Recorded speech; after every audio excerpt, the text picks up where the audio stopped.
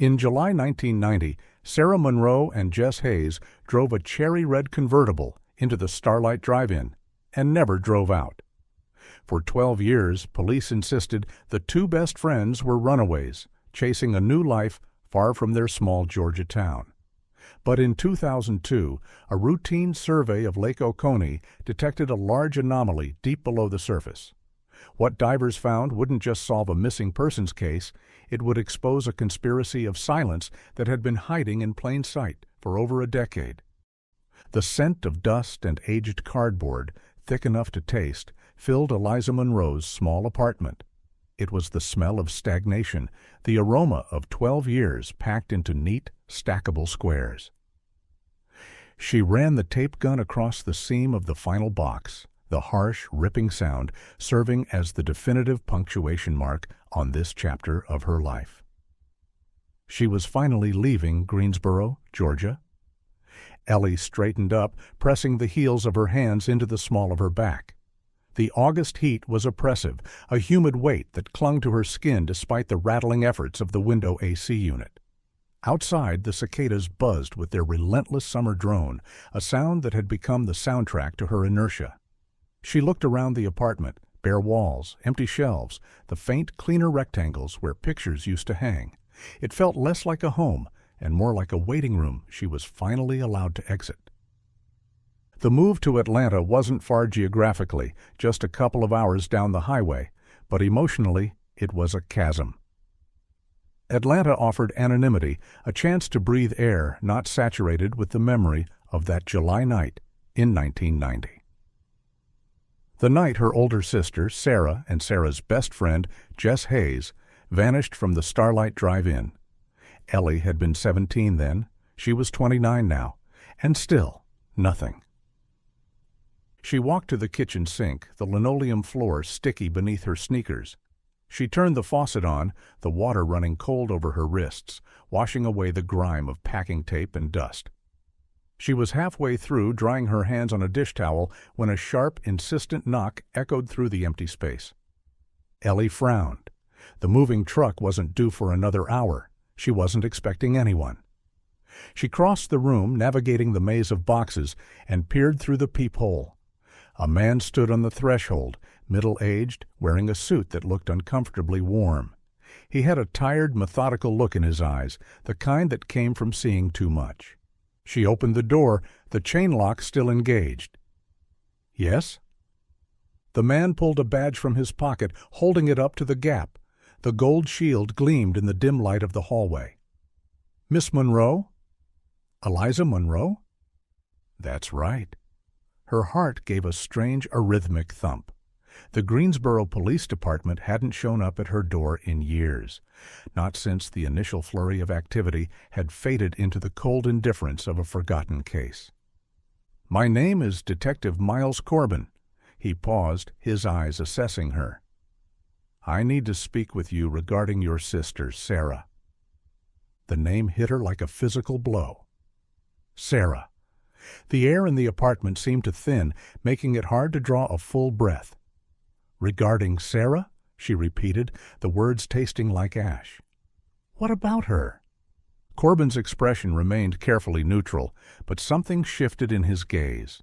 A flicker of sympathy, perhaps, or maybe just the professional detachment of a man delivering bad news. "May I come in, Ms. Monroe?" Ellie fumbled with the chain, her fingers suddenly clumsy. She pulled the door open and stepped back. The detective entered the apartment, his presence immediately filling the empty space. He looked around at the stacked boxes, taking in the scene of departure. "Moving?" he observed, his voice quiet, measured. "Trying to—" He turned to face her. There was no preamble, no attempt to soften the edges of what he was about to say. "Ms. Monroe, earlier this week, an environmental survey was conducted on Lake Oconee. They were using advanced side-scan sonar technology." Lake Oconee, the massive reservoir that sprawled across the county. They had searched the edges in 1990, but the depths were vast, impenetrable.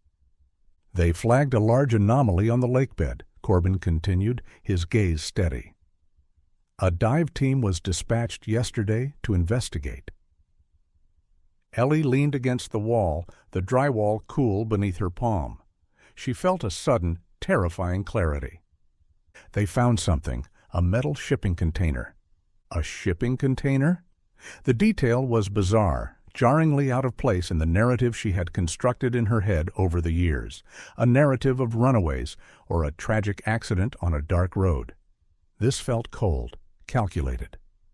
Inside the container, Miss Monroe, they found a vehicle. She knew. Before he said it, she knew. The image flashed in her mind, unbidden and razor-sharp, cherry red, gleaming chrome. It was a red convertible. She closed her eyes. The dive team was able to clear enough silt from the license plate this morning. Georgia tag, IJ7079. The number hung in the air between them. IJ7079. The car Sarah and Jess had been in when they vanished. The silence stretched, thick and suffocating.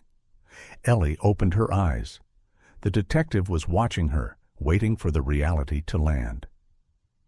"They found the car," she whispered. It wasn't a question. "Yes, ma'am. We've confirmed the match." The moving boxes, the new job in Atlanta, the fragile future she had painstakingly constructed, it all dissolved in an instant. The past, which she had tried so hard to outrun, had reached out from the bottom of a lake and pulled her back. "Where?" she asked, her voice barely audible. "Where are they now?" "They're setting up a staging area at the marina near where the discovery was made," Corbin said. "They're preparing to raise the container." It's a significant operation. Ellie pushed herself off the wall. The numbness that had encased her for 12 years was cracking, replaced by a terrifying, surging adrenaline. "I need to be there." "I can take you," Corbin offered. "No." She shook her head, already moving toward the bedroom where she had left her keys and purse. "No, I'll drive myself." She needed the time. She needed the solitude of the drive. The journey to Lake Oconee was a blur of green pines and shimmering heat haze rising from the asphalt. Ellie drove automatically, her hands clenched on the steering wheel. The world felt hyper-real and detached simultaneously. A shipping container. Why would their car be in a shipping container at the bottom of a lake? It made no sense. The police had always insisted they were runaways. Teenage girls looking for adventure, they had said. They'd turn up in Florida or California eventually. But runaways didn't end up in shipping containers. The memory, the one she had suppressed for over a decade, forced its way to the surface. That night, July 1990, the air thick with humidity and the smell of popcorn. The drive-in theater was packed. A double feature. Dinosaurs. She had been there too. She was supposed to go with Sarah and Jess, but her boyfriend at the time had shown up, and she had wanted a moment alone with him. Before she left them, she had grabbed her cheap film camera. The image was seared into her mind. Sarah, with her dark, wavy hair and bright smile, wearing a white t-shirt and a pink skirt. Jess, blonde and vibrant, in her denim jacket. They were lying on the trunk of the cherry-red convertible, propped up on their elbows, grinning at the camera. Behind them, the giant screen illuminated the night, a Tyrannosaurus Rex looming over a prehistoric landscape. She had taken the picture, the last known photograph of Sarah Monroe and Jessica Hayes. And then she had left. The guilt was a familiar companion, a cold weight in her stomach. If she had stayed, if she hadn't been so preoccupied with her boyfriend. Now, 12 years later, the echo of that night was emerging from the murky depths of Lake Oconee. As she turned onto the access road leading to the marina, the flashing blue lights of the police cruisers reflected off the water, pulling her toward the epicenter of a nightmare she thought had already ended. The marina was unrecognizable. What was usually a quiet weekend spot for boaters and fishermen had been transformed into a command center. Police cruisers, forensic vans, and unmarked government vehicles clogged the parking lot. Yellow tape cordoned off the dock area, stretching down to the water's edge. The air crackled with radio traffic and the low thrum of generators. Ellie parked haphazardly on the grass verge and got out of her car. The heat rising from the asphalt hit her immediately. She walked toward the commotion, her legs feeling stiff and unresponsive. Detective Corbin spotted her near the tape and waved her through. "They're starting the extraction now," he said, guiding her toward a shaded area near the command post. "It's going to take some time. It's a delicate operation." She nodded, her eyes fixed on the water. A large barge was anchored about 100 yards offshore, equipped with a massive crane. Dive team members in black wetsuits moved with purpose on the deck. The surface of the lake was calm, betraying nothing of the darkness hidden beneath. It was then that she saw him, Robert Hayes, Jess's father. He was standing alone, away from the main group of officials, near a large oak tree at the edge of the clearing. He looked older than she remembered, his shoulders slumped, his face pale and drawn. He was staring at the barge, his hands twisting nervously in front of him. Ellie felt a surge of shared grief. Robert was the only other person who could truly understand the agony of the past 12 years. She hadn't seen him much since the disappearance. Their shared loss had been too painful a mirror. But now they were here together, at the end of the road. She walked toward him, the dry grass crunching under her feet. "Robert." He turned sharply, startled, as if waking from a trance. His eyes were wide and bloodshot. He recognized her, but there was no warmth, no shared solace. Instead, there was a raw, frantic energy radiating from him. "Ellie," he whispered, his voice hoarse. "They found it. I can't believe they found it." "I know," she said, reaching out to touch his arm. "It's over, Robert. We finally have answers." He pulled away from her touch, shaking his head violently. "No, you don't understand. It's impossible. It shouldn't have been found. Not like this." Ellie frowned, unsettled by his reaction. He wasn't relieved. He was terrified. "What do you mean it shouldn't have been found?" "Robert, it's the car. It's the girls." "It's impossible," he repeated, his eyes darting around the clearing as if looking for an escape route. "The depth, the location, it's just impossible." Before she could press him further, a sudden roar of machinery drew their attention back to the lake. The crane on the barge whined, its thick cables taut. The extraction had begun. Robert turned away from her. "I can't be here," he muttered, stumbling backward. "I have to go." "Robert, wait!" But he was already gone, hurrying toward the parking lot, leaving Ellie alone under the oak tree, his strange words echoing in her ears. Impossible. Why would the discovery be impossible? She turned back to the lake, a cold dread creeping into her veins. The atmosphere at the site shifted instantly. The casual chatter ceased, replaced by a focused silence. Everyone was watching the water. Slowly, agonizingly, the crane began to lift. The water churned and foamed as the object breached the surface. It was massive.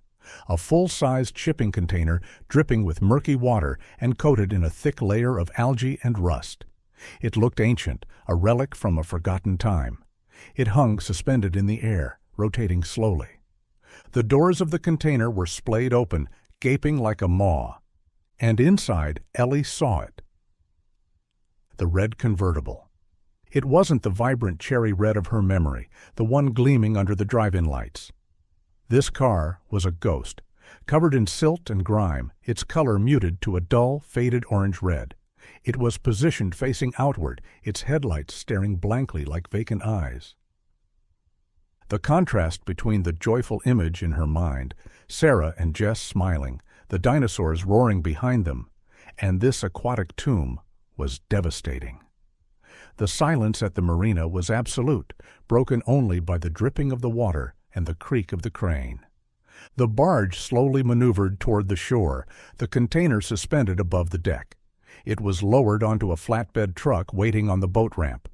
As soon as it was secured, the forensic teams moved in. Clad in white Tyvek suits, they converged on the container, their movements precise and methodical. Ellie watched, paralyzed. The reality of the situation was sinking in, heavy and suffocating. This wasn't a disappearance anymore. This was a crime scene. She pushed her way toward the tape, needing to be closer. Corbin intercepted her. "Ellie, you can't go any further," he said gently, placing a hand on her shoulder. "Are they in there?" she demanded, her voice trembling. "Did they find the girls?" Corbin hesitated, his expression grim. He glanced back at the forensic team, who were now carefully examining the interior of the vehicle. One of them nodded toward the command post. "They've confirmed the presence of human remains inside the vehicle," Corbin said, his voice low. "Remains." The word hung in the air, cold and clinical. Ellie felt the ground tilt beneath her. 12 years of desperate hope, of imagining Sarah living a different life somewhere else, evaporated in an instant. She stared at the rusted container, the silent tomb that had held her sister captive for over a decade. The water dripping from the metal sounded like tears hitting the asphalt. The nightmare hadn't ended. It had just changed shape. The sterile environment of the coroner's office offered a stark contrast to the chaotic scene at the lake. The air conditioning hummed relentlessly, the temperature frigid, smelling strongly of disinfectant, a futile attempt to mask the underlying scent of decay. Ellie sat in a small, windowless waiting room, the silence amplifying the pounding in her temples. Detective Corbin sat across from her, a styrofoam cup of lukewarm coffee untouched on the table between them. He had been a steady, unobtrusive presence throughout the agonizing process, a buffer between her and the clinical realities of death. The door opened, and the medical examiner, a woman with tired eyes and a brisk, professional manner, entered the room. She held a manila file folder, thin but heavy with finality. "Ms. Monroe," she began, her voice carefully neutral, "we've completed the preliminary examination." She sat down, opening the file. "Based on the dental records provided by your family, we can confirm the identity of the remains recovered from the vehicle." Ellie braced herself, her hands clenched tightly in her lap. She already knew, but hearing it spoken aloud would make it real, irrevocable. The decedent is Sarah Monroe. The confirmation hit her like a physical blow, stealing the breath from her lungs. The sliver of hope she had clung to, the desperate fantasy that Sarah had somehow escaped, was extinguished. The grief held at bay by 12 years of uncertainty crashed down on her with the force of a tidal wave. "The cause of death?" Ellie managed, her voice raw, barely a whisper. The M.E. hesitated, glancing at Corbin before continuing. "The skeletal structure indicates significant blunt force trauma to the skull. It occurred ante-mortem, prior to submersion. The time of death is consistent with the date of the disappearance." Murdered. The word echoed in the small room, heavy and suffocating. Sarah hadn't drowned. She hadn't crashed the car. She had been killed. Violently, deliberately. The image of her sister's vibrant smile was replaced by the horrifying reality of her final moments. Ellie closed her eyes, tears streaming down her face, hot and silent. The grief was overwhelming, a vortex threatening to pull her under. Corbin remained silent, offering a respectful distance, his presence a silent acknowledgment of her pain. When the initial wave of grief subsided, a new question surfaced, sharp and urgent. "What about Jess?" Ellie asked, looking up at the M.E. "Jessica Hayes. Was there any sign of her?" "No," the M.E. said definitively. "There were no other remains in the vehicle or the container. We found some personal effects, a denim jacket, a purse, but nothing to indicate a second individual was present at the time of submersion." The void. The absence of Jess was a new kind of agony. If Sarah was murdered, what happened to Jess? Did she escape? Was she murdered too, her body disposed of elsewhere? Or, agonizingly, was she still alive? The uncertainty was paralyzing. Later that day, Ellie met formally with Detective Corbin at the Greensboro Police Department. The building was old, the air thick with the smell of stale coffee and floor wax. Corbin's office was small, cluttered with files and paperwork, the walls covered with maps and timelines. "I'm sorry for your loss, Ms. Monroe," Corbin said, gesturing for her to sit. "I know this is incredibly difficult, but now we have a homicide investigation, and we need to understand what happened that night." Ellie looked at him, the exhaustion and grief warring with a simmering anger that had been building for 12 years. "You want to understand what happened?" she said, her voice sharp. "You should ask Sheriff Vance." Corbin leaned back in his chair, his expression carefully neutral. "Brody Vance?" "He botched the investigation from day one," Ellie said, the words tumbling out in a torrent of frustration. "He dismissed every lead, every inconsistency. He insisted they ran away. He didn't want to find them." "Why do you say that?" Corbin asked, his tone measured. "Because he ignored evidence," Ellie said. "He barely interviewed witnesses. He treated us like we were hysterical, grieving families who couldn't accept the truth. But he was the one ignoring the truth." She recounted the details of the initial investigation, the dismissed sightings, the lack of a thorough search of the area, the focus on the girls' personalities rather than the circumstances of their disappearance, the way Vance had steered the narrative, closing the case within weeks, labeling the girls as runaways. "Vance was negligent at best," she finished, her voice trembling with anger. "At worst, he was complicit." Corbin listened patiently, taking notes. When she finished, he looked up, his expression thoughtful. "I've reviewed the original case file," he said quietly. "It's thin." The admission surprised her.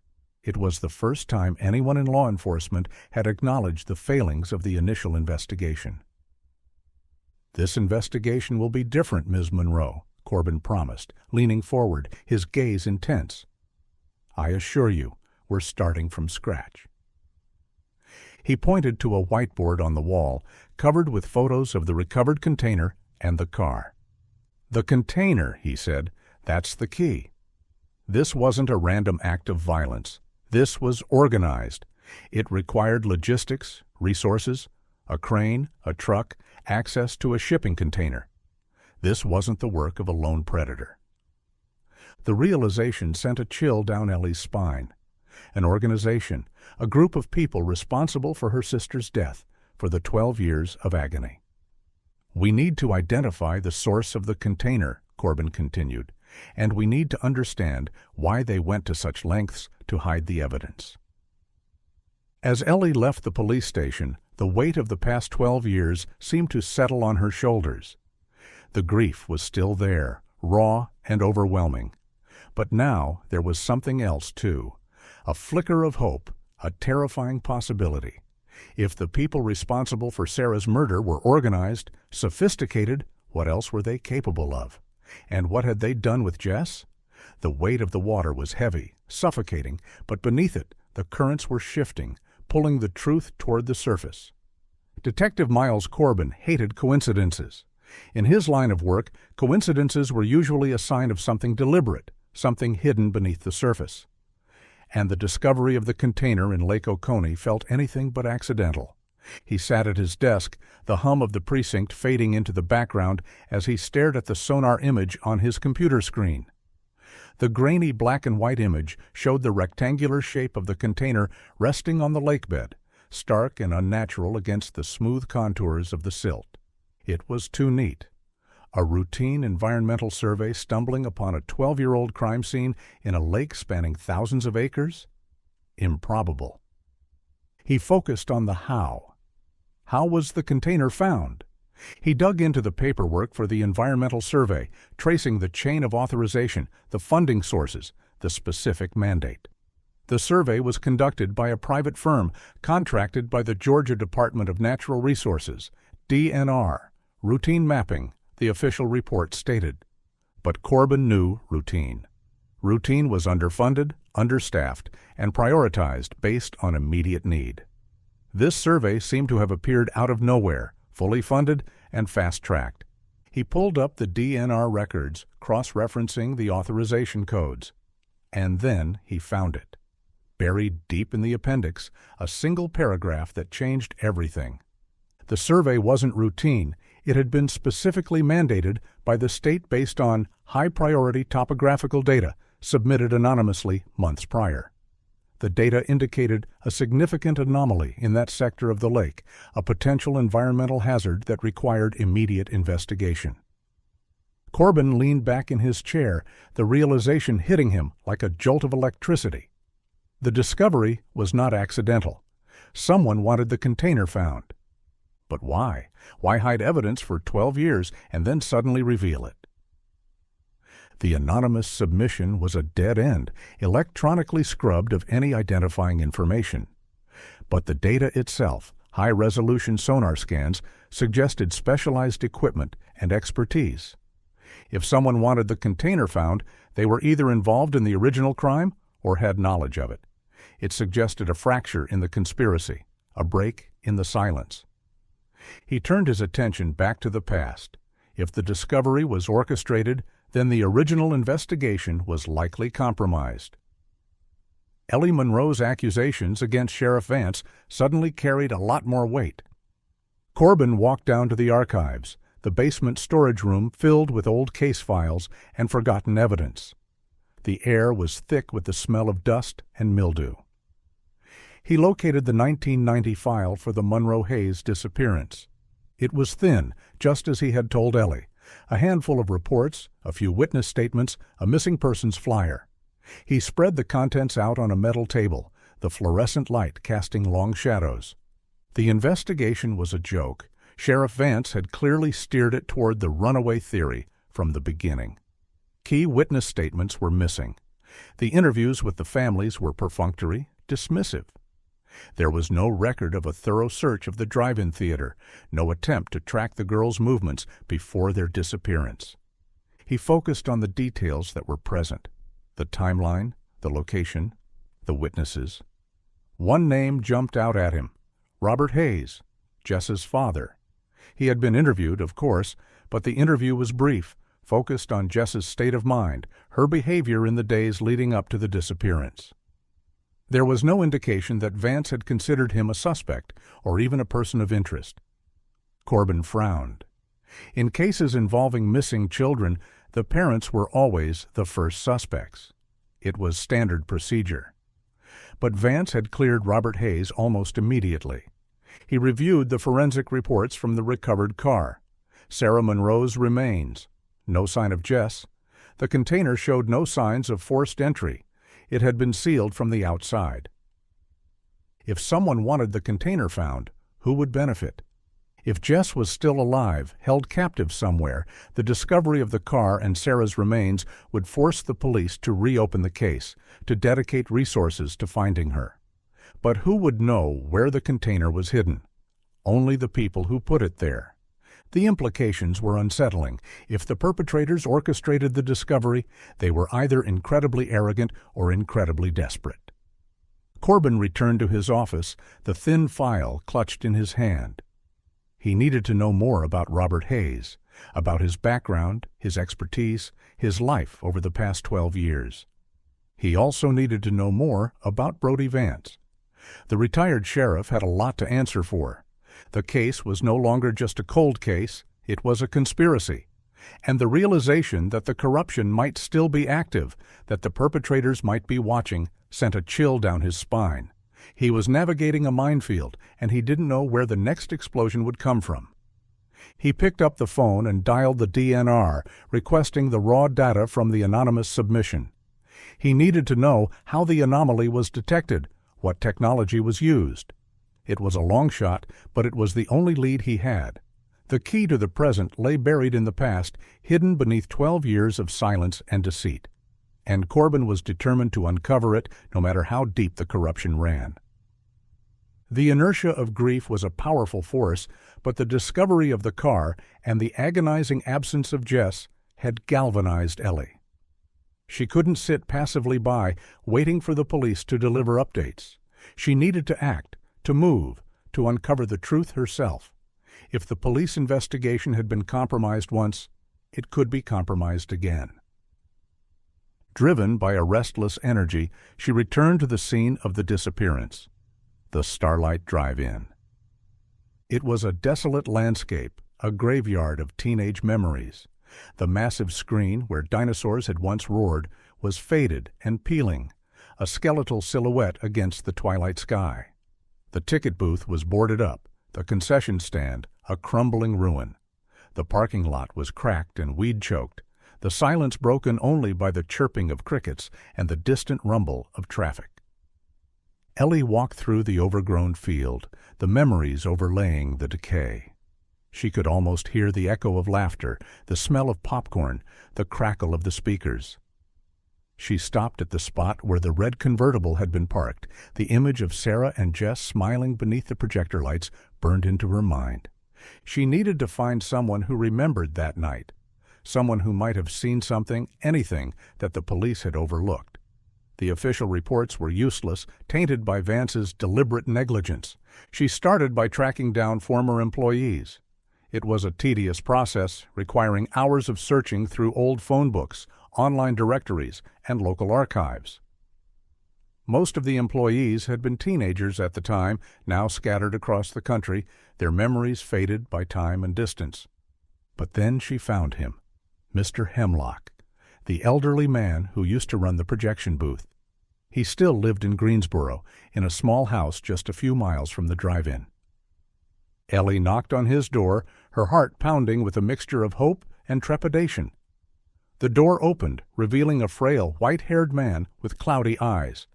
He peered at her suspiciously, the screen door still latched. "Mr. Hemlock?" Ellie asked, her voice tentative. "Yes," he replied, his voice raspy with age. "My name is Ellie Monroe. My sister, Sarah, disappeared from the drive-in theater in 1990. I was wondering if I could ask you a few questions." Hemlock stared at her for a moment, his eyes searching her face, and then a flicker of recognition. The Monroe girl. I remember. A tragedy. He unlatched the screen door and invited her inside. The house was cluttered, filled with the accumulation of a long life. The air smelled of dust and old books. They sat in the living room, the silence punctuated by the ticking of a grandfather clock. "I don't know what I can tell you," Hemlock said, his voice weary. "The police questioned me at the time. I told them everything I knew." "Are you sure?" Ellie pressed gently. "Sometimes things come back to us, details we might have overlooked." Hemlock sighed, looking down at his hands. "They barely questioned me," he admitted, a hint of bitterness in his voice. "Sheriff Vance, he came by for 5 minutes, asked a few routine questions, and left. He didn't seem interested in what I had to say. They seemed to have already made up their minds. Runaways?" "Mr. Hemlock, they found the car. At the bottom of Lake Oconee. Sarah was inside. Jess is still missing." Hemlock's eyes widened in shock. "At the bottom of the lake? Lord have mercy." "Please, Mr. Hemlock, anything you remember, anything at all." Hemlock was silent for a long moment, lost in thought. He rubbed his chin, the memory slowly surfacing. "There was something," he said, his voice barely a whisper. "Something I never told the police. I didn't think it was important at the time, and like I said, they weren't listening." Ellie leaned forward, her breath catching in her throat. "The Hayes girl's father, Robert Hayes. I saw him at the drive-in." "On the night they disappeared?" Ellie asked, confused. Robert had been there, frantically searching for the girls after they failed to return home. "No," Hemlock said, shaking his head. "Earlier that week. Tuesday or Wednesday, I think." Ellie froze. Robert had never mentioned being at the drive-in before the disappearance. "He was near the back entrance," Hemlock continued, his voice gaining strength as the memory solidified. "By the service road. He was arguing with a younger man." "Arguing?" "Yes, heatedly. The other man, he was sharply dressed. Expensive car. They seemed agitated, angry." Did you recognize the other man? No, never saw him before, but the argument, it stuck with me. It seemed out of place. This was a family place, you know, not a place for business. The revelation jolted Ellie. Robert Hayes, arguing with a stranger at the drive-in just days before the disappearance. Why had he never mentioned it? Why had he lied? The image of Robert at the lake flashed in her mind, the pale face, the agitated demeanor, the desperate need to escape. It wasn't grief. It was guilt. The puzzle pieces were starting to fit together, forming a picture that was darker and more complex than she had imagined. Robert Hayes was involved, and Ellie was determined to find out how. The echoes at the drive-in were growing louder, revealing the secrets hidden in the shadows of the past. The house was silent, the darkness pressing in from the corners of the room. Robert Hayes sat in his study, the only light coming from the desk lamp, illuminating the swirling dust motes in the air. He was drowning, suffocating under the weight of his choices. The discovery of the container, the event he had orchestrated, the desperate gamble he had taken, had happened. The police were investigating. The case was reopened. But the relief he had expected to feel was nowhere to be found. Instead, it was replaced by a sheer paralyzing terror. He knew Adrian Shaw. He knew the man who had controlled his life for the past 12 years, the man who held his daughter captive. Shaw was meticulous, calculating, ruthless. He would know that the discovery was not accidental. He would know that Robert had betrayed him. Robert's hands trembled as he wiped the sweat from his forehead. He had underestimated Shaw. He had underestimated the depth of his control, the reach of his influence. The phone rang, the shrill sound cutting through the silence like a knife. Robert stared at it, paralyzed. He knew who it was. He picked up the receiver, his hand slick with sweat. "Hello?" The voice on the other end was cold, measured, devoid of emotion. It was Shaw. "You made a mistake, Robert." Robert's blood ran cold. "I don't know what you're talking about." "Don't lie to me," Shaw said, his voice hardening. "The container. The sonar data. You thought you could play me? You thought you could orchestrate this little drama and walk away clean?" Robert closed his eyes, the weight of his failure crushing him. "I reminded you of the terms of our agreement," Shaw continued, his voice laced with menace. "Your cooperation ensures Jess's safety. Any deviation, any betrayal will be fatal. For both of you."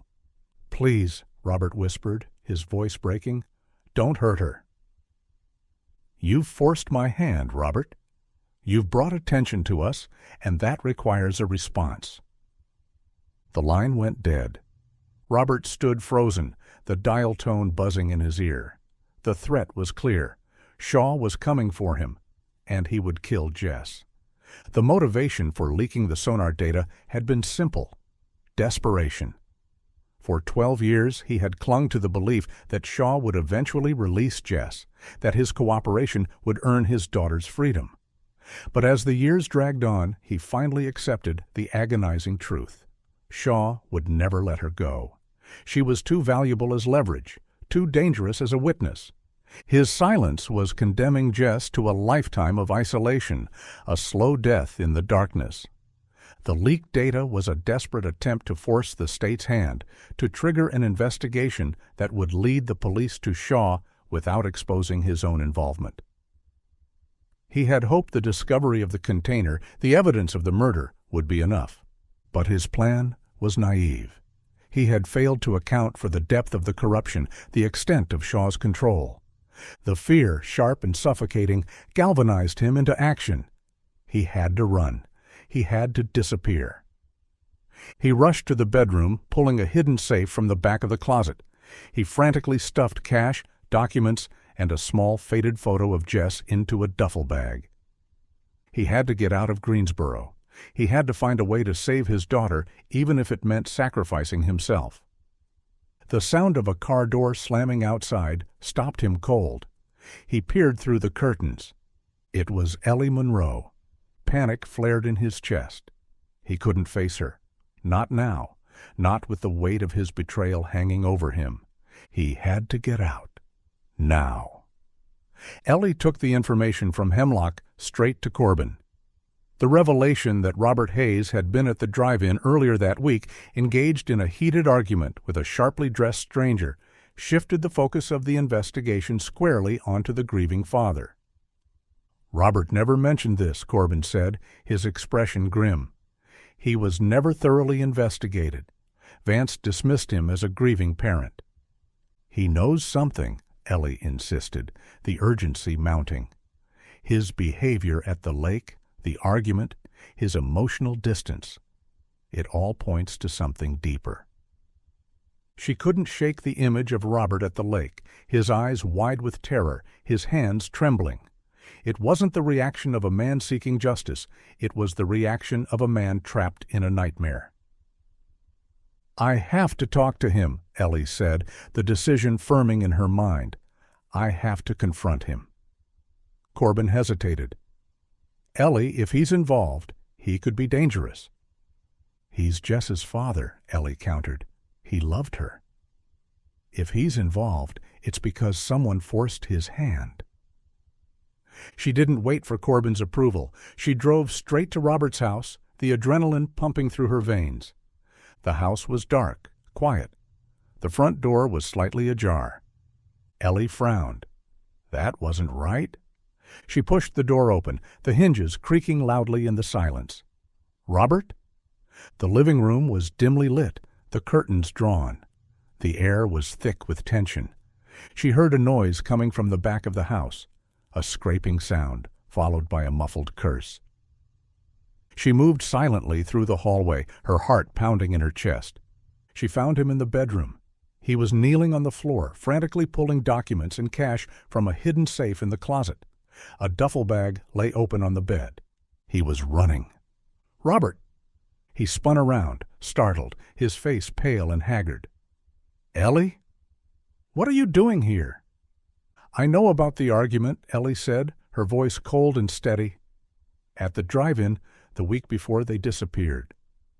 Robert froze, his eyes wide with fear. "I don't know what you're talking about." "Mr. Hemlock saw you," Ellie pressed. "He saw you arguing with a man." "A sharply dressed man. Who was he, Robert?" Robert shook his head, backing away. "You don't understand. You have no idea what you're getting into." "I understand that my sister is dead," Ellie said, her voice rising in anger. "I understand that Jess is missing, and I understand that you know why." "I can't tell you," Robert whispered, his voice breaking. "They'll kill her." "Her? Jess?" The admission hung in the air, heavy and suffocating. "Who, Robert?" Ellie demanded. "Who has her?" "You don't understand the debts," Robert muttered, his eyes darting nervously towards the window. "The promises. They were watching. They're always watching." He grabbed the duffel bag from the bed, his movements jerky and erratic. "I have to go. I have to get out of here." He tried to push past her, but Ellie blocked his path. "No," she said, her voice firm. "You're not running away. Not this time."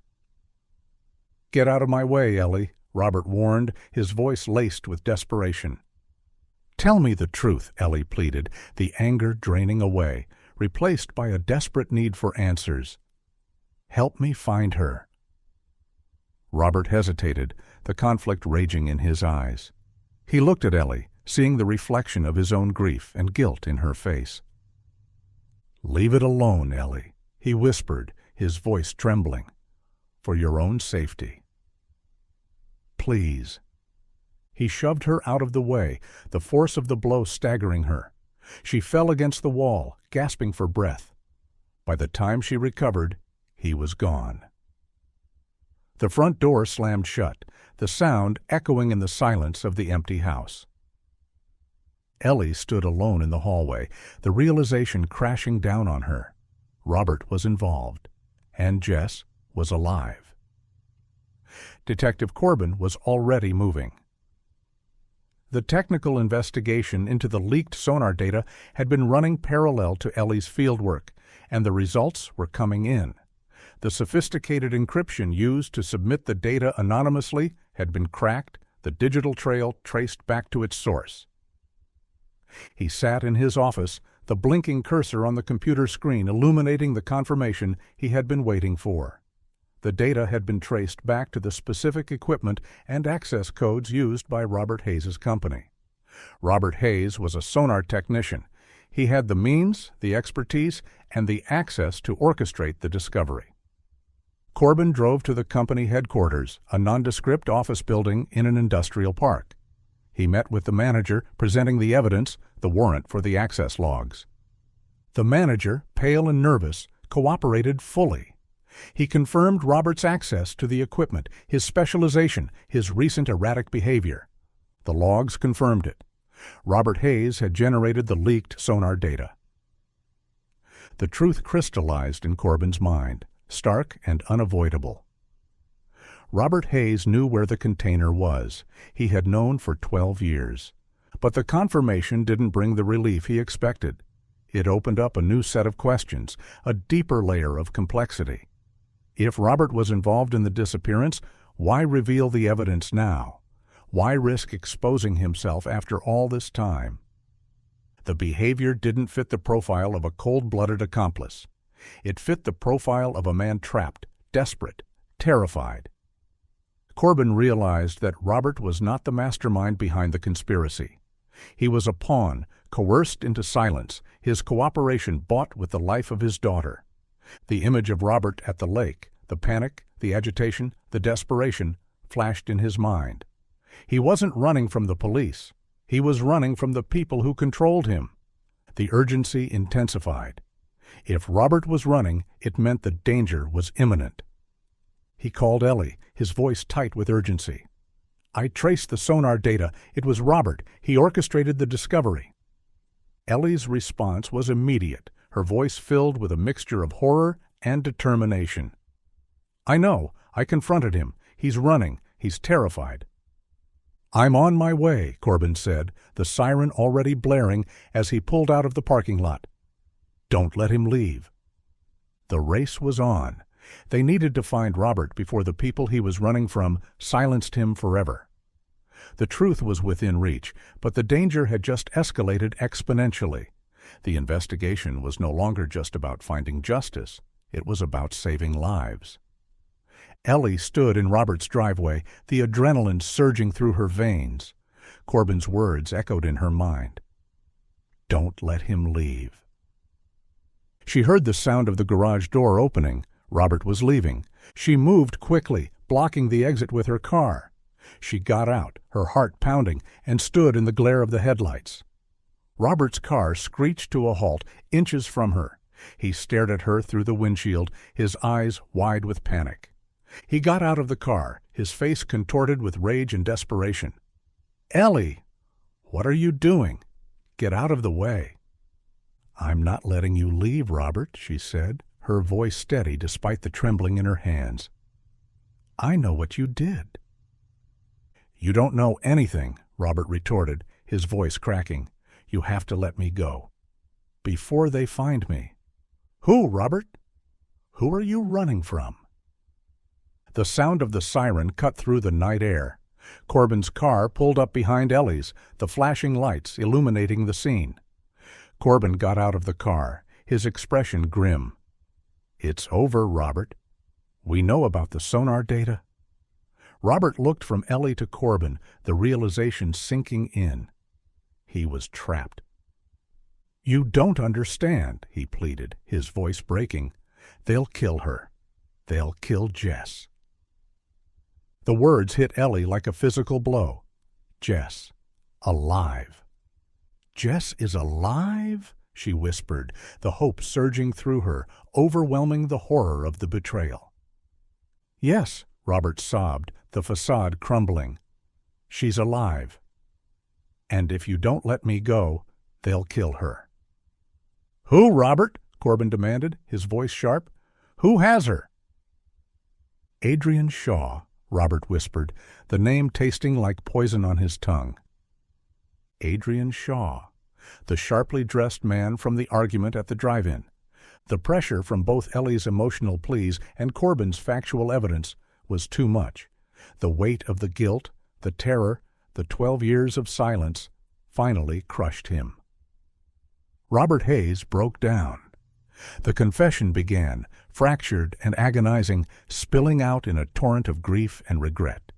He told them about the counterfeiting ring, a sophisticated regional operation specializing in high-quality forged currency. Adrian Shaw was the leader, ruthless and controlling.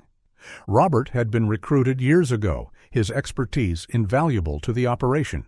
He had been seduced by the money, the thrill, the illusion of control. But the illusion had shattered. The debts had mounted, the pressure had increased. He had become trapped, compromised, a prisoner of his own choices. The confession continued, the details blurring into a nightmare of betrayal and violence. The truth was far worse than Ellie could have imagined. The disappearance was not a random act of violence. It was a calculated act of retribution. The breaking point had been reached, and the floodgates of the past were finally opening. The interrogation room was small and sterile, the air thick with the smell of stale coffee and the metallic tang of fear. Robert Hayes sat at the metal table, his hands trembling, his face etched with the exhaustion of a man who had carried a terrible secret for 12 long years. Ellie sat opposite him, her gaze fixed on his face, the tumultuous emotions, hope, horror, betrayal, warring within her. Corbin stood by the door, his arms crossed, his expression unreadable, the silent observer documenting the confession. The words spilled out of Robert in a fragmented narrative of guilt and regret, a confession punctuated by agonizing pauses and choked sobs. "I tried to leave," Robert whispered, his voice raw, staring at the scarred surface of the table. "In 1990, I wanted out. The operation was getting bigger, riskier. Shaw was becoming more ruthless. I was afraid for Jess, for my family." He had approached Shaw tentatively, naively, proposing a gradual withdrawal, a transition back to a legitimate life. He thought he could negotiate his way out of the labyrinth he had wandered into. Shaw had listened patiently, nodding understandingly. And then he had retaliated, immediately, brutally. "He targeted Jess," Robert choked out, the tears streaming down his face, tracing paths through the grime and sweat. "To punish me, to send a message that I belonged to him, that there was no escape. The night of the disappearance, the drive-in theater. It wasn't a random abduction, it was a targeted strike. Shaw and his men had been waiting. They had abducted the girls during the second feature, the darkness and the noise of the movie covering their movements." "Sarah fought back," Robert whispered, the memory agonizing, a recurring nightmare that had haunted him for over a decade. "She resisted. She tried to protect Jess. She was so brave." Shaw had killed her. Blunt force trauma, a swift, brutal act of violence committed in the heat of the moment, a consequence of Sarah's defiance. "He said she was a witness," Robert said, his voice hollow. "A liability." Ellie closed her eyes, the image of Sarah's final moments searing into her mind. The pain was excruciating, a physical ache in her chest. "And Jess?" Ellie asked, her voice trembling, clinging to the fragile thread of hope. "What happened to Jess?" Robert looked up, his eyes meeting hers, the guilt consuming him. "He kept her alive. As collateral, to ensure my cooperation, my silence." The bombshell hit Ellie with the force of a physical blow. Jess was alive, held captive for 12 years. A psychological weapon, a human bargaining chip used to control her father. The horror of it was staggering. The cruelty, the calculation, the betrayal. "Where is she, Robert?" Ellie demanded, her voice hardening, the grief transforming into a cold, focused rage. "Where is he keeping her?" "I don't know," Robert pleaded, the desperation rising in his voice. "He moves her. Constantly. A reinforced attic space, he told me once, above one of the production houses. But I don't know which one. He never told me." The realization that Jess was alive galvanized Ellie. The grief for Sarah was still there, a raw, open wound, but the mission had shifted from justice to rescue. "And the investigation?" Corbin interjected, his voice sharp, pulling the focus back to the conspiracy. "The cover-up?" "Sheriff Vance." Robert nodded, the shame overwhelming him. Vance owed Shaw money. Massive gambling debts. Shaw used it as leverage. He forced Vance to derail the investigation, to label them as runaways, to bury the case. The corruption, the conspiracy, the network of silence. It was all connected. A web of deceit that had spanned 12 years, protecting a monster and condemning an innocent girl to a living death. "I leaked the sonar data," Robert admitted, the confession complete. "I had to do something. I realized Shaw would never let her go. My silence was killing her." He looked at Ellie, his eyes pleading for understanding, for forgiveness. "I'm so sorry, Ellie. I never meant for any of this to happen." Ellie looked at the man who had destroyed her life, the man who held the key to saving Jess. The anger was still there, a simmering rage beneath the surface, but the urgency, the need to find Jess, overshadowed everything else. "Help us find her, Robert," she said, her voice cold, the promise of forgiveness withheld. "Help us bring her home." The alliance was formed, tentative and fragile, born out of desperation and shared grief. The target was clear. Adrian Shaw. The race was on, and the stakes had never been higher.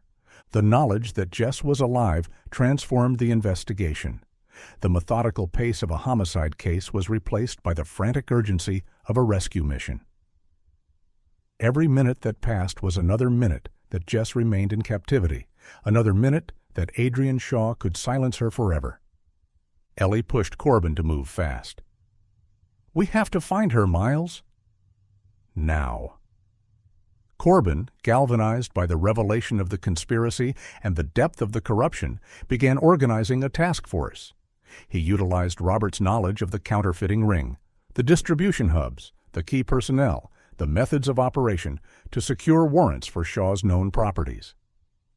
Adrian Shaw. The name became a mantra, a symbol of the evil they were fighting against. He was young, brutal, meticulous.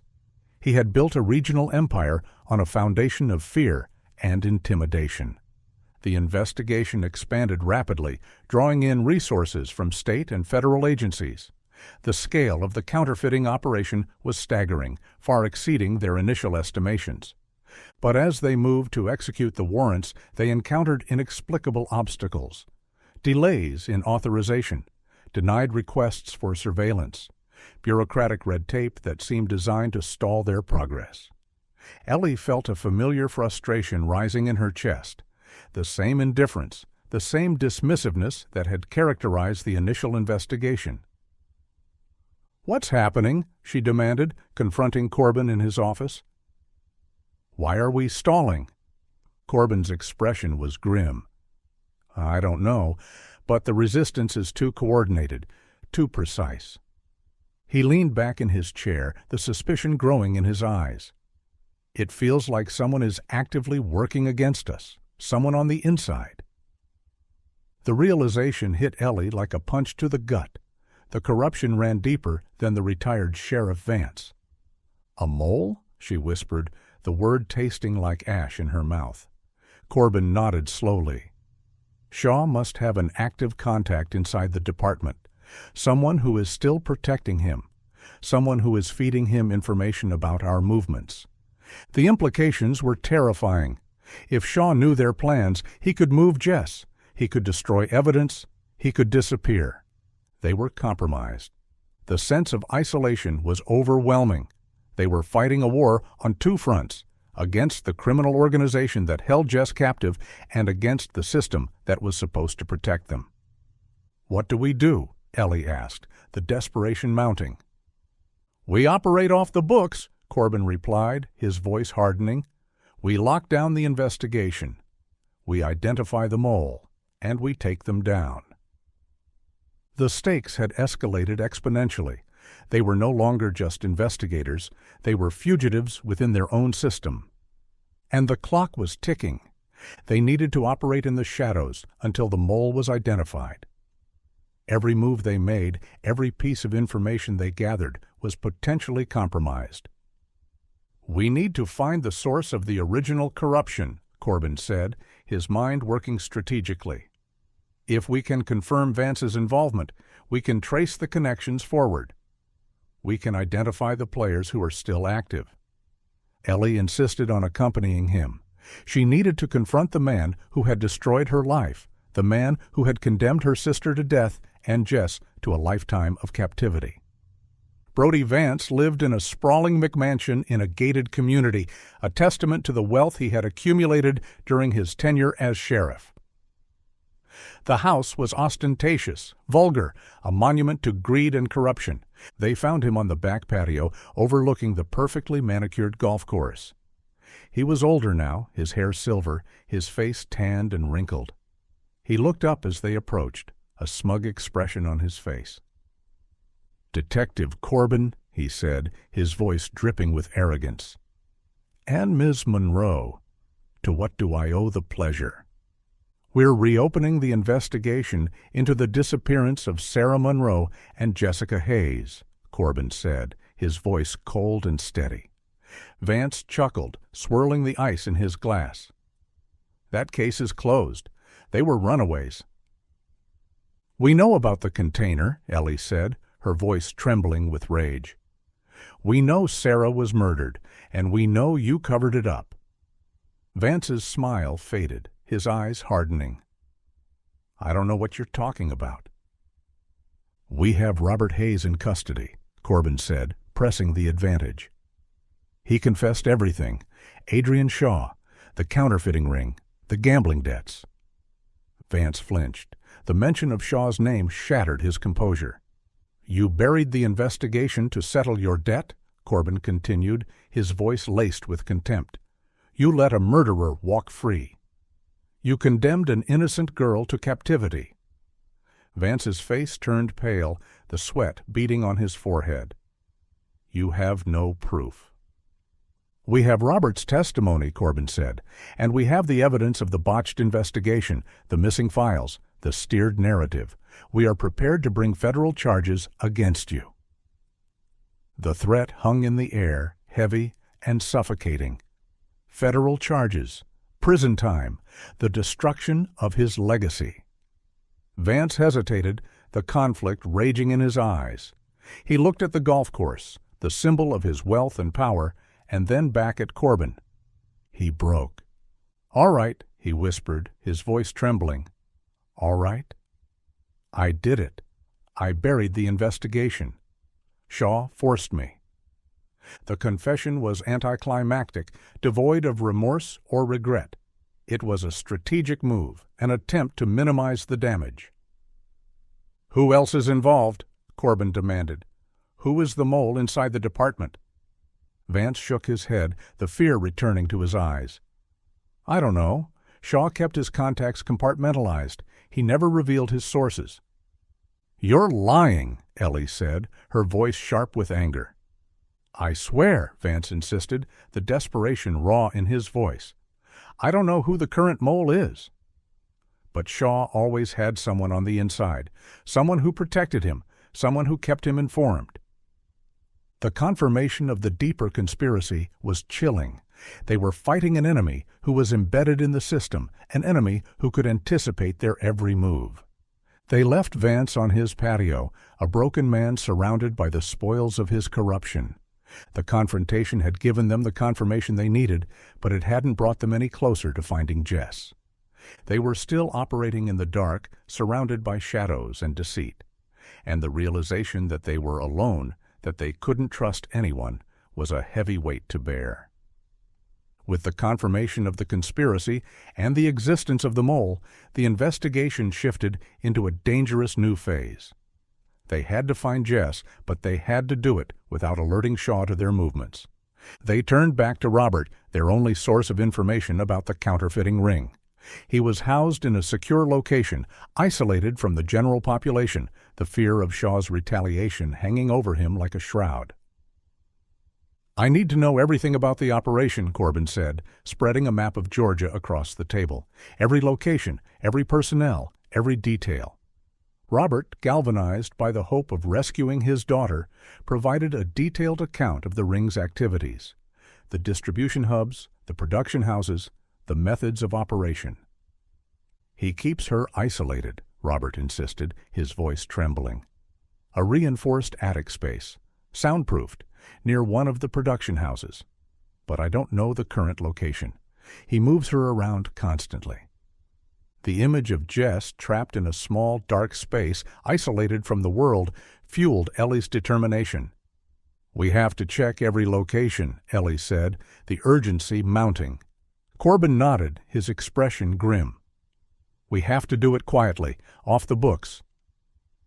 They began the field work, a clandestine operation conducted in the shadows. They visited old warehouses, industrial sites, remote farm properties that Robert had identified as potential hubs. The work was slow, meticulous, dangerous. They were operating without backup, without authorization, the threat of exposure hanging over them constantly. Ellie, driven by a desperate need for action, accompanied Corbin on every scouting mission. She couldn't sit passively by while Jess remained in captivity. They investigated a warehouse on the outskirts of town, a large, dilapidated building surrounded by a chain-link fence. It seemed active, the scent of chemicals and ink hanging heavy in the air. "This is a production house," Corbin whispered, peering through a gap in the fence. "The smell? It's the ink they use for the counterfeit bills." They moved closer, circling the perimeter, looking for any sign of activity, any indication that Jess might be inside. The warehouse was heavily secured: surveillance cameras, motion detectors, reinforced doors. "If she's here, she's well hidden," Corbin said, his gaze fixed on the upper level of the building. The attic space. They needed to get inside, but without a warrant, without backup, it was too risky. "We need more information," Corbin said, frustration evident in his voice. "We need to know for sure before we make a move."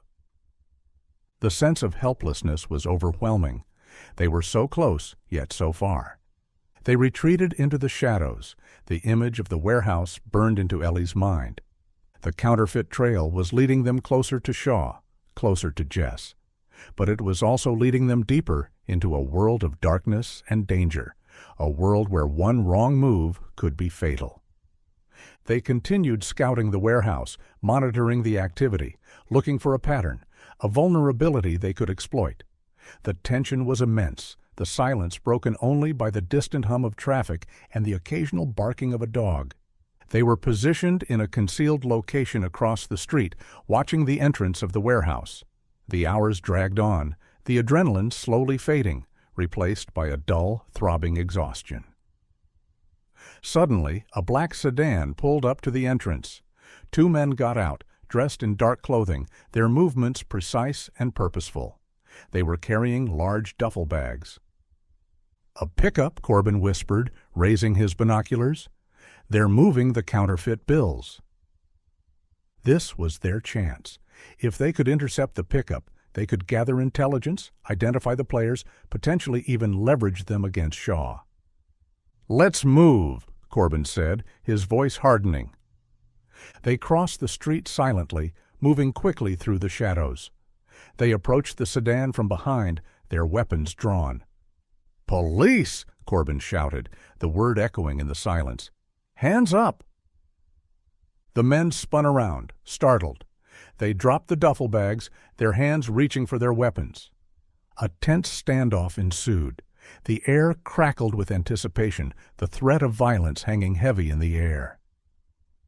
"Don't do it," Corbin warned, his voice calm and steady. "It's not worth it." The men hesitated, their eyes darting nervously between Corbin and Ellie. They were aggressive, armed, dangerous.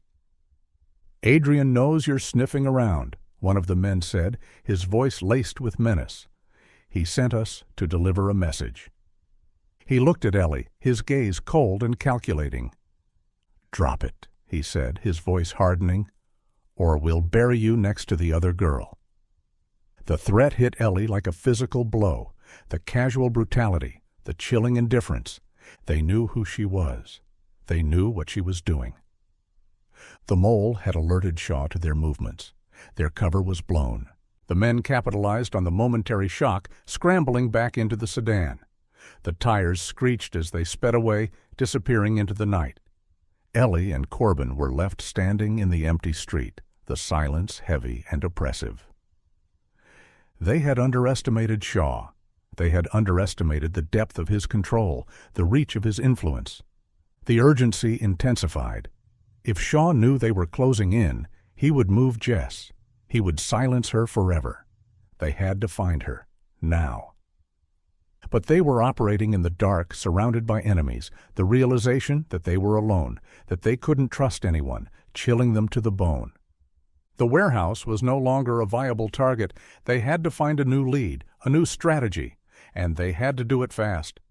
Corbin knew they could not proceed until the internal leak was plugged. The threat at the warehouse confirmed their worst fears. Shaw was aware of their movements, their strategy, their identities. They were racing against time, and the clock was rigged against them.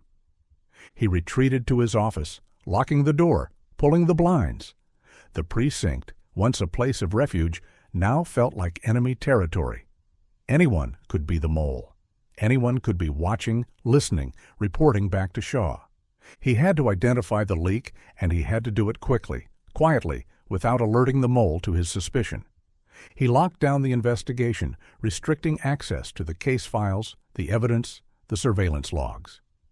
He narrowed down the pool of potential suspects to 3 officers who had access to the warrant requests and their recent movements.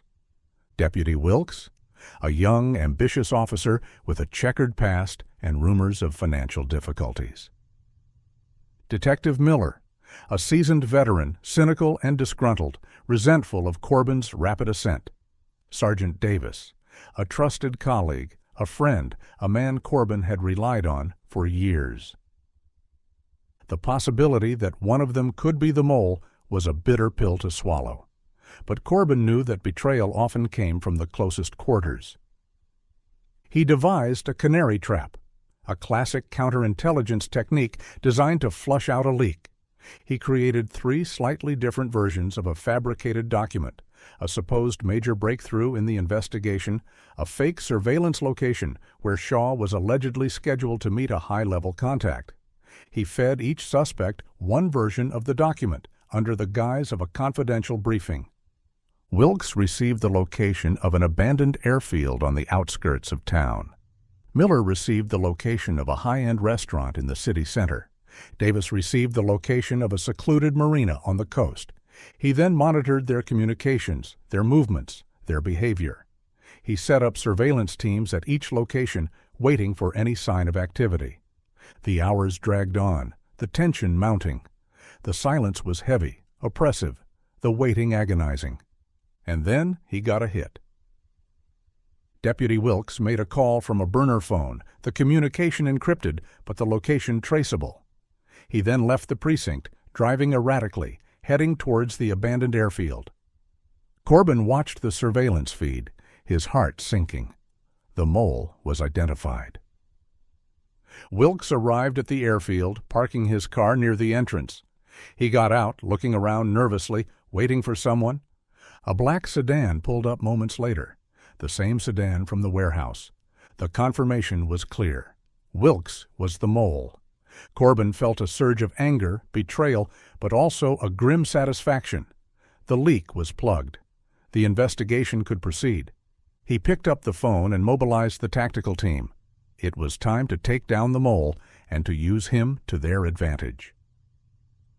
Corbin decided not to arrest Wilkes immediately.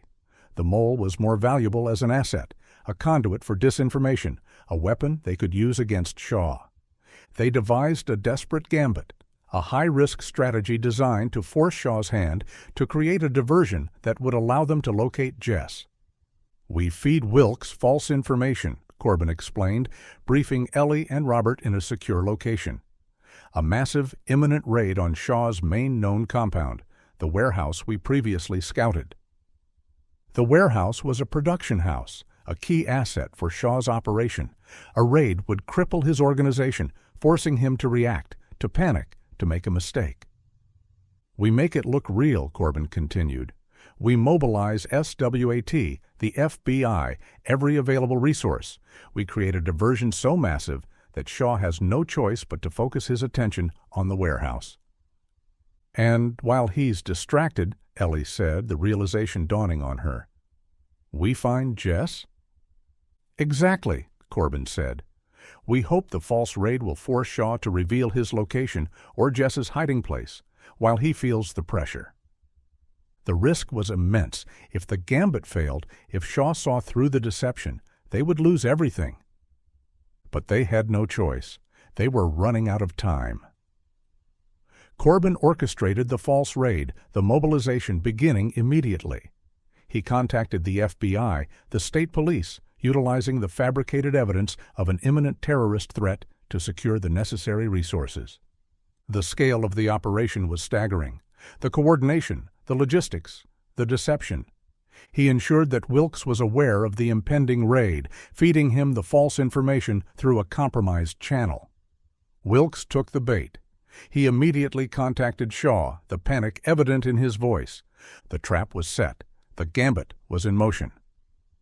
Ellie watched the mobilization begin, the flashing lights, the sirens, the armored vehicles converging on the warehouse. The tension was immense, the silence heavy with anticipation. They were waiting for Shaw to react, waiting for the first move in a high-stakes game of chess. And the life of Jessica Hayes hung in the balance. Ellie, Corbin, and a terrified Robert were positioned in a concealed location overlooking the warehouse, the target of the false raid.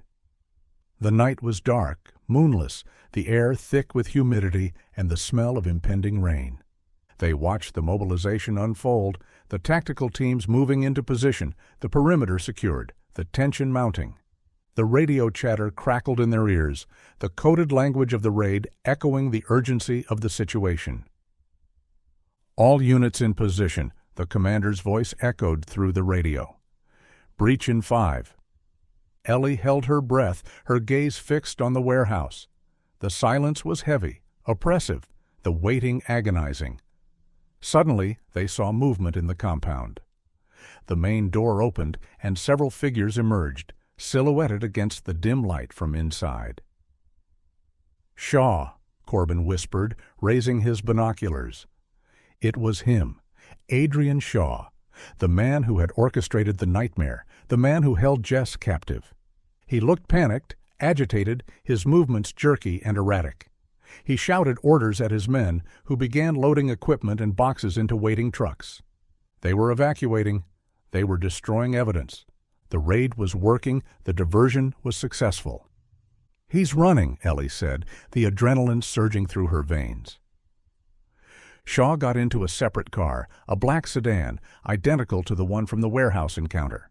He sped away, the tires screeching as he disappeared into the night. But he was alone. Jess was not with him. The realization hit Ellie like a punch to the gut. The warehouse wasn't where Jess was held. It was a production house, a distraction. "Where is he going?" Ellie demanded, the desperation mounting. Robert analyzed the direction Shaw was heading, his mind working quickly, the memory of the counterfeiting operation flooding back.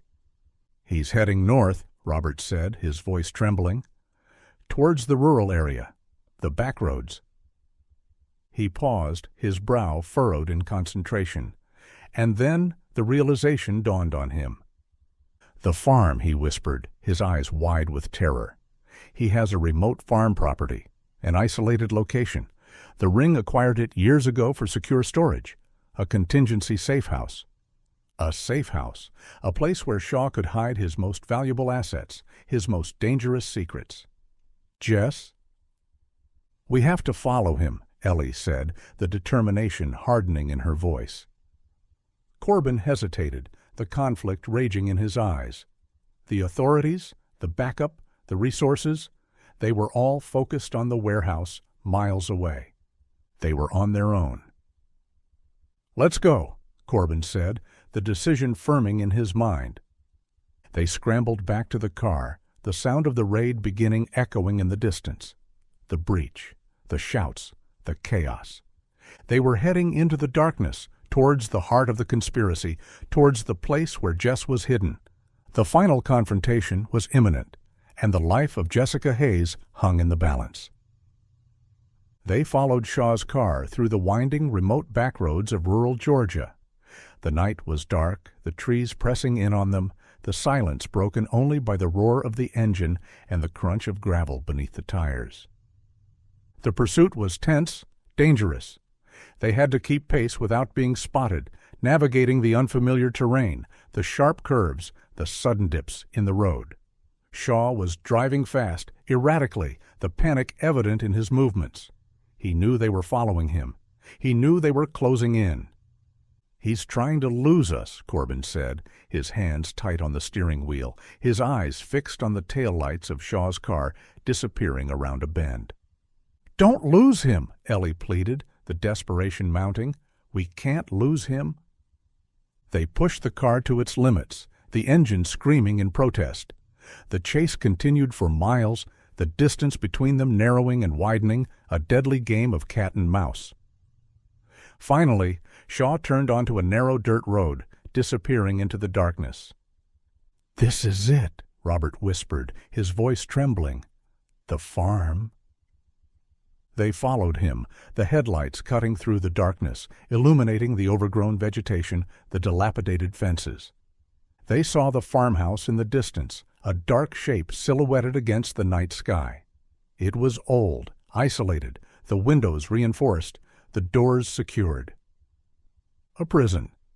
Shaw's car was parked near the entrance, the engine still running. He was inside. "We have to move fast," Corbin said, pulling the car behind a cluster of trees, hidden from view. He checked his weapon, his expression grim. "He's cornered. He's desperate. He's dangerous." "What about backup?" Ellie asked, the fear twisting in her stomach. "They're too far away," Corbin replied, his voice hardening. "By the time they get here, it will be too late." They were alone, Ellie, Corbin, and Robert, against Shaw, against the darkness. The realization was terrifying, but also liberating. They were no longer constrained by the rules, the regulations, the bureaucracy. They were free to act, to fight, to rescue Jess. "Let's end this," Ellie said, the determination surging through her veins. They got out of the car, the silence heavy and oppressive. The air was cold, the smell of decay and mold hanging heavy in the air. They approached the farmhouse, the final confrontation looming before them. They approached the farmhouse silently, the crunch of dead leaves beneath their feet, the only sound. The house was dark, quiet, the silence unnatural, unsettling. Corbin signaled for them to stop, his gaze fixed on the windows. "He's inside, waiting for us." "We have to get in," Ellie insisted, the urgency mounting. "He might be hurting her. He might be killing her." Corbin hesitated, the tactical training ingrained in him screaming at him to wait for backup, to secure the perimeter, to assess the situation. But Ellie was right. They didn't have time. "All right," Corbin said, the decision firming in his mind. "We breach the back door. Quietly. Quickly." They moved towards the back of the house, staying in the shadows, the adrenaline pumping through their veins. Robert stayed behind, paralyzed by fear, the weight of his guilt crushing him. They found the back door, a heavy wooden panel reinforced with steel bars. It was locked. Corbin tried to pick the lock, his movements precise and methodical. But the lock was sophisticated, high security. "It's no use," he whispered, the frustration evident in his voice. "We have to breach it." He signaled for Ellie to stand back. He raised his foot and kicked the door, the force of the blow reverberating through the silence. The wood splintered, the hinges screaming in protest. They pushed the door open, the darkness swallowing them whole. They stepped inside, the air thick with the smell of mold and decay. The house was cold, the silence heavy and oppressive. They moved through the kitchen, the living room, the hallway, their weapons drawn, their senses heightened. Every shadow, every creak of the floorboards, every rustle of the wind outside sent a jolt of adrenaline through their veins. And then they heard it. A muffled sound coming from upstairs. A thump followed by a faint cry. Jess? They moved towards the stairs, the urgency mounting. They climbed the stairs silently, the wood creaking beneath their weight. They reached the upper level, the hallway stretching before them, the doors closed, the silence deafening. The sound came again, louder this time, from the end of the hallway, the attic. They approached the door, the final barrier between them and Jess. It was heavily reinforced, padlocked, the steel bars gleaming in the dim light. They had found her, but they were not alone. Ellie stared at the reinforced door, the heavy padlock, the steel bars. The realization that Jess was behind that door, trapped in the darkness, ignited a fire in her soul. "We have to break it down," she whispered, her voice trembling with rage and desperation.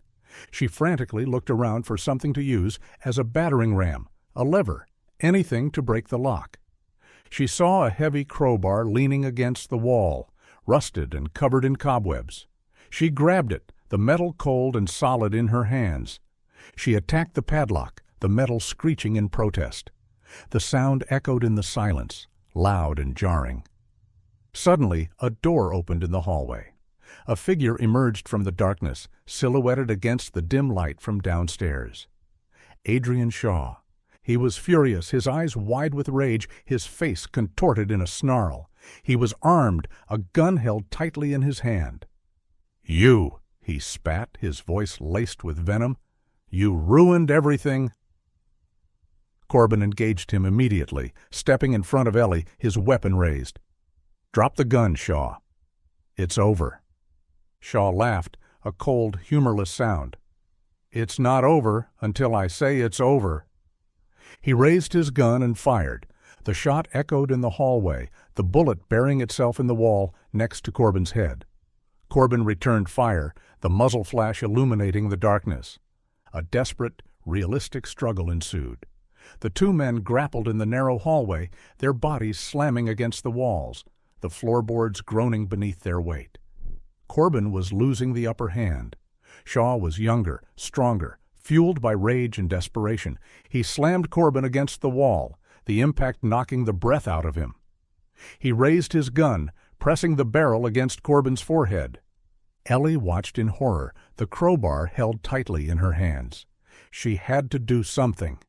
She intervened, swinging the crowbar with all her strength, the metal connecting with Shaw's arm with a sickening crunch. Shaw screamed in pain, dropping the gun. He staggered back, clutching his arm, his face pale with shock. Corbin capitalized on the momentary distraction, tackling Shaw to the ground. He secured him, the handcuffs clicking shut, the sound finalizing the victory. Ellie didn't wait. She turned back to the attic door, the adrenaline surging through her veins. She attacked the padlock again, the metal splintering under the force of the blows. She broke the lock. She ripped the door open. The attic space was cramped, dimly lit, the air thick with the smell of dust and decay. It was reinforced, soundproofed, a prison designed to isolate, to break the human spirit. And in the center of the room, chained to a floorboard, was Jess. She was malnourished, terrified, her eyes wide with fear, her body trembling. She was wearing a faded dress, her blonde hair matted and dirty. But she was alive. Ellie stared at her, the realization overwhelming, the relief crashing down on her like a wave. 12 years of darkness, 12 years of silence. It was finally over. Ellie rushed to Jess, the tears streaming down her face. "Jess? It's me." "Ellie!" Jess flinched, backing away, her eyes wide with terror. She didn't recognize her. 12 years of isolation had erased the memories of her past, the connections to the outside world. "It's okay," Ellie whispered, her voice soothing, gentle. "You're safe now. She shielded her, cutting the restraints with the crowbar, the metal cold against Jess's skin. Jess collapsed into her arms, sobbing uncontrollably, the sound raw, primal, the accumulation of 12 years of pain and suffering. Corbin stood in the doorway, his weapon still drawn, his gaze fixed on Shaw, who was lying on the floor, groaning in pain.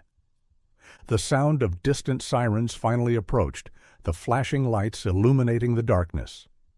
The backup, redirected from the false raid, had arrived. The farmhouse was suddenly flooded with activity. Uniformed officers, paramedics, tactical teams swarmed the scene.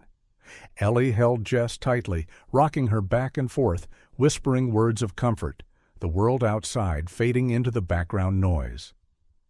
Robert rushed into the house, his face pale and haggard, his eyes wide with fear and hope. He saw his daughter, alive in Ellie's arms. The moment was complex, charged with emotion, relief, overwhelming guilt, sorrow. He approached them slowly, his hands trembling. "Jess?" Jess looked up, her eyes meeting his. A flicker of recognition, followed by a wave of pain and betrayal. He had failed her, he had condemned her to a lifetime of darkness.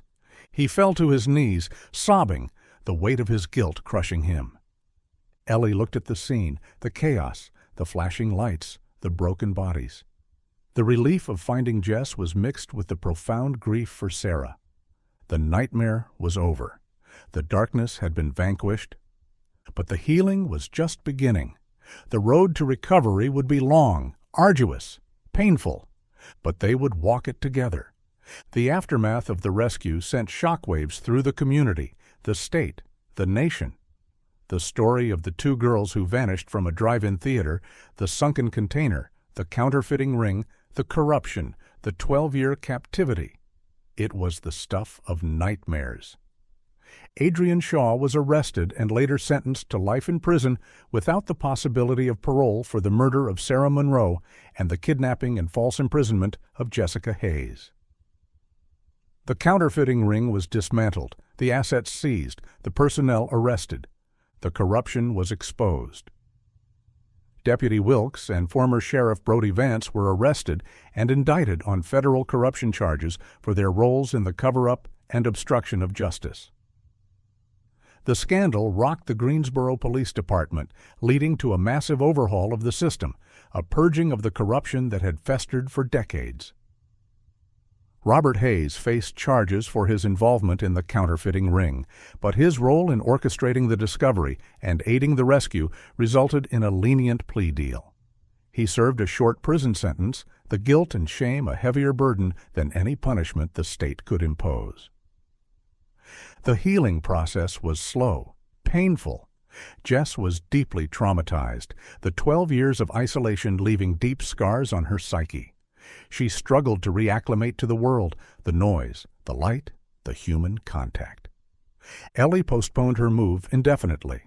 She dedicated herself to helping Jess, guiding her through the darkness, the therapy, the slow process of rebuilding her life. She found a renewed sense of purpose in protecting Jess, in honoring Sarah's memory, in fighting for the victims of injustice and corruption. Months later, in the early spring of 2003, Ellie and Jess visited Sarah's grave overlooking Lake Oconee.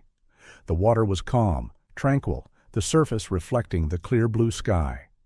They stood in silence, the grief still raw, the pain still present, but the hope, the resilience, the enduring power of love shining through the darkness. Ellie looked at Jess, the sunlight catching the highlights in her blonde hair, the flicker of a smile on her lips. She was a survivor, a testament to the strength of the human spirit. The echo in the lake, the whisper of the secrets hidden beneath the surface, was finally silenced. The truth had been revealed, the justice had been served, and the healing had begun.